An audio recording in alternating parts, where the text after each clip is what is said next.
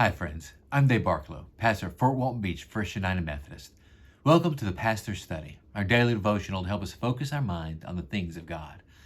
We're going through the Gospel of Mark together. We're in the 8th chapter, and Jesus has just been exasperated with his disciples for not understanding the spiritual truths he's trying to tell them.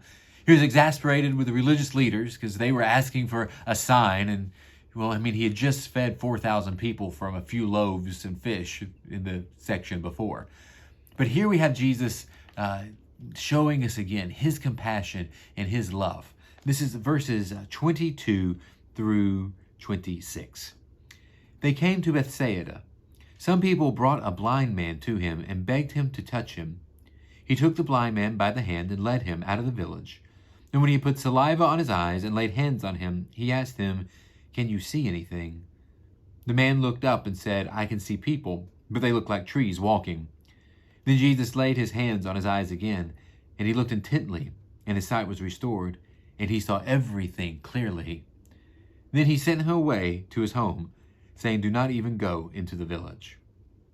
So here, once again, we have Jesus doing a miracle, being moved with compassion for this blind man, and he doesn't want to make a spectacle out of it. He doesn't want an audience for it. So he takes the blind man by the hand, and you can see Jesus leading this blind man outside of the city to where he can work this miracle on him. And the truth is, most of us remember a time that Jesus took us by the hand and led us, even though we were spiritually blind, and took us by the hand that he could restore our spiritual sight.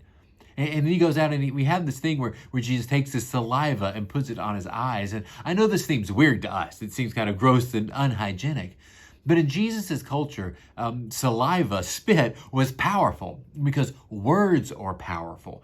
Because when God created in Genesis chapter 1, God said, "Let there be light." So God's very words have power, cause things to happen. And so this kind of got around the idea that spit, saliva, therefore, was where the words were formed. They were around, it was in the mouth. And so it too kind of had the power of the word. And so this taking his saliva and putting it on the man very much is Jesus kind of saying that his words have power, that he has the power to heal. And there's a two-step miracle. As far as I'm aware, this is the only two-step miracle in Jesus' ministry, where first he only sees people walking around as if they're trees, which, by the way, they're at the edge of the village. We're not real sure there were any people anyway, so who knows how good his sight has gotten. And then Jesus does it again, and his sight is completely healed. I wish I had some great understanding for this, and maybe some people have some better understandings or some ideas about the symbolism or meaning behind this. But quite frankly, Jesus heals the man. Jesus takes a man who was blind and gives him back his sight. I think that's the main thing, is that Jesus is in the business of helping blind people to see, physically and spiritually. So let's take today, let's allow Jesus to open our eyes to the truths that are around us, to the work that he is doing. And remember that it is Jesus' words that are powerful, that it is Jesus' will that is done. And let's get on board with him.